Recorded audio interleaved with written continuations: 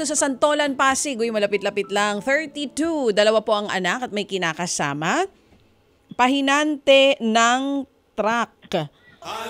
Ayan, nasaan yung, ayan, pahinante siya ng truck. Ayan, at nagde-deliver ng groceries sa isang sikat na supermarket. Nakikinig po sila sa atin sa radyo habang sila ay nasa truck at nagtatrabaho. Kuya Nelson Garachico, good morning.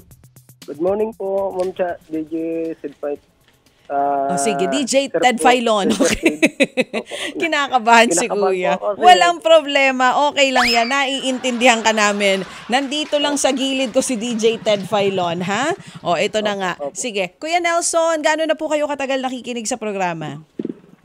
Mag-1 year na po, ma'am. Simula po po ako sa truck, nagpahinante. Oo. Paano nyo po na-discover yung program?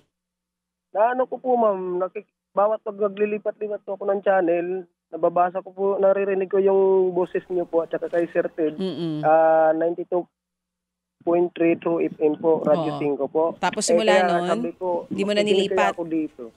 Oo. Noon narinig mo yung boses namin, sabi mo sa utak mo, makinig kaya ako dito. Tapos simula noon, nakinig ka na. Opo. Ayun naman pala. Habang kayo po ay nagtatrabaho araw-araw, ano, sabi nyo nga po, Kuya, 1 taon pa lang kayong pahinante? Opo. Ano pong trabaho nyo dati bago kayo naging pahinante?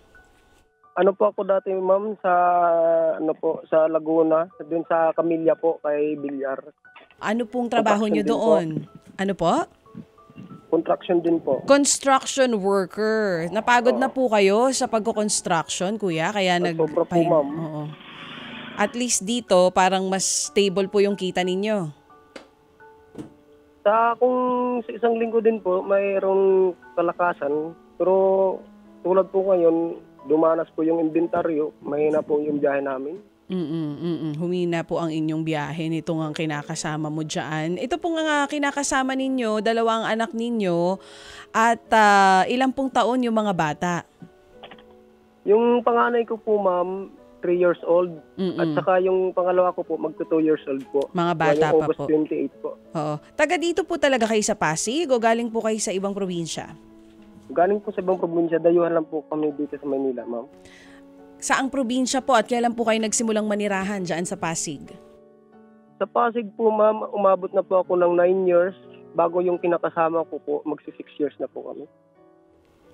Medyo matagal-tagal na rin po. Ano pong unang naging trabaho nyo pag lapag nyo po dito sa Maynila?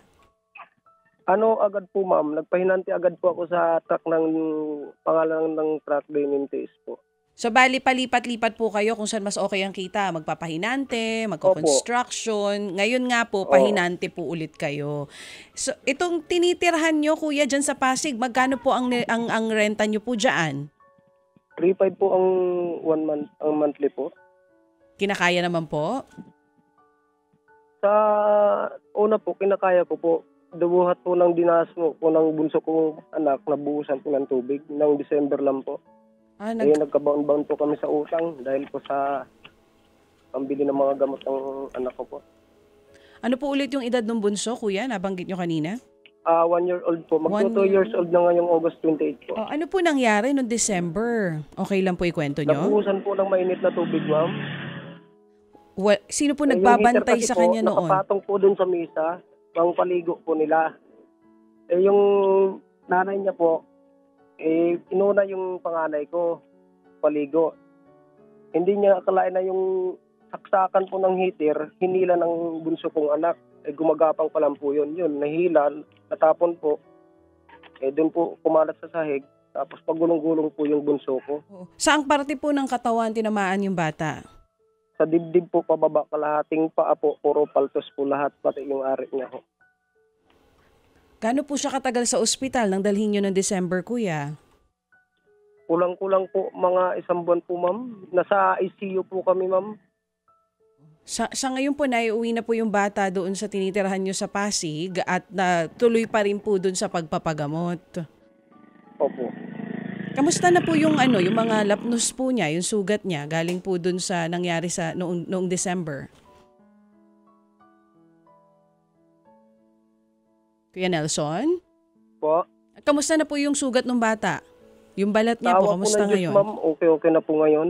Medyo mas maayos na po ngayon. Pero Opo. tuloy pa rin po yung gamot na iniinom or yung pinapahid po na cream doon. Yung pinapahid po, yung parang lotion po na puti. Sige po. Kung sakali po ba itong 2,000 piso na matatanggap nyo galing sa mga Happy Anonymous natin, saan nyo po planong dalhin? Ay, malaking tulong na rin po para sa akin yung po, ma'am, kasi mga panggastusin po sa loob ng bahay at saka pang diaper ng anak ko po. Pang diaper at gastusin, iba pang pangangailangan sa bahay. Sige, bago po Opo. muna yon, ano muna yung Bible verse po na ibinigay sa ating kahapon? Mga Hebreo 12:11, lahat ng disiplina habang dinaranas ay tilang hindi ka nais-nais, kundi masakit, subalit pagkatapos ito ay nagdudulot ng papayapang bunga ng katuwiran sa mga sinanay dito. Isa rin po ba itong segment na ito, yung Bible verses na inaabangan nyo rin po sa programa? Opo. Yan. At kamusta naman po sa isang taon na pakikinig nyo po dito sa segment na ito? Ano pong napulot ninyo?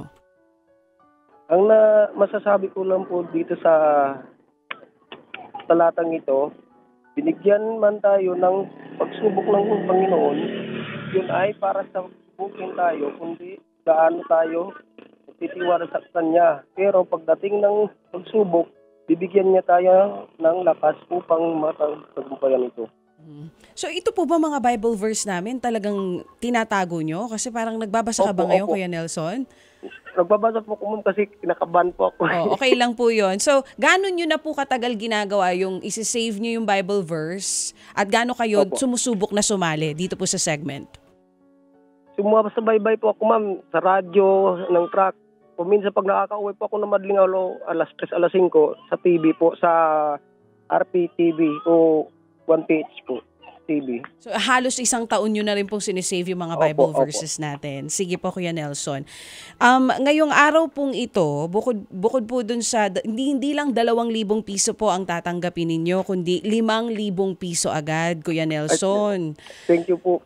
Yung sa 3,000 nagdodonors po. galing po kay Happy OG at yung 2,000 piso galing po kay Happy 11. Ngayon, para dun sa diaper ng anak mo, lalo't napakalapit mo lang, sigurado ako mabilis sa'yo maide-deliver.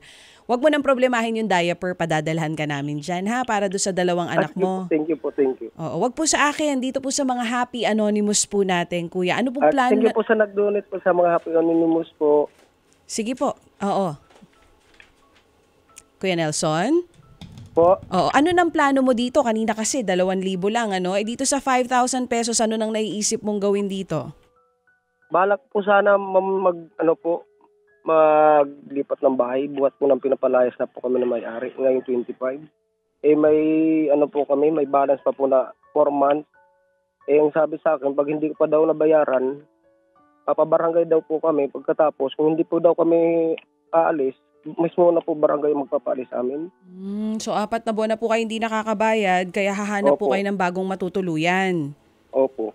O, sige. Kuya Nelson, kagaya ng lagi namin sinasabi dito sa mga nakakausap namin, mag-aabang po kami nitong mga pruweba ng kwento nyo po at ipapadala namin po agad itong 5,000 piso.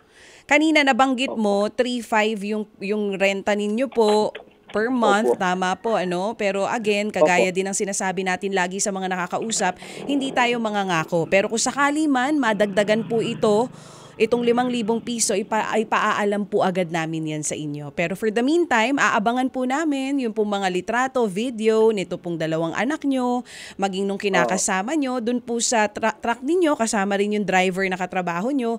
At pagkatapos po nun, today din, pag naisend nyo po yan, ipapadala namin agad ang 5,000 pisong tulong galing sa mga Happy Anonymous natin. Opo. Salamat po, Kuya. Yes ma'am. po, opo. Pwede po, ma'am, kahingi ng favor. Sige lang po. Balak po sana magtinda-tinda rin po ng asawa ko kahit paano makatulong-tulong po sa akin. Sige po, Kuya. Titignan po natin, magagawa natin dyan. Pero ang maipapangako pa lang namin sa'yo ngayon, itong 5K, ha? Galing kay Happy OG at Opo. Happy 11, Opo. Oo, walang pangako dito sa programa, pero hindi ito ang huli nating pakikipag-usap sa'yo. Yun ang sigurado doon, Ano sige po, po. ano po bang naiisip niya? Sari-sari store din.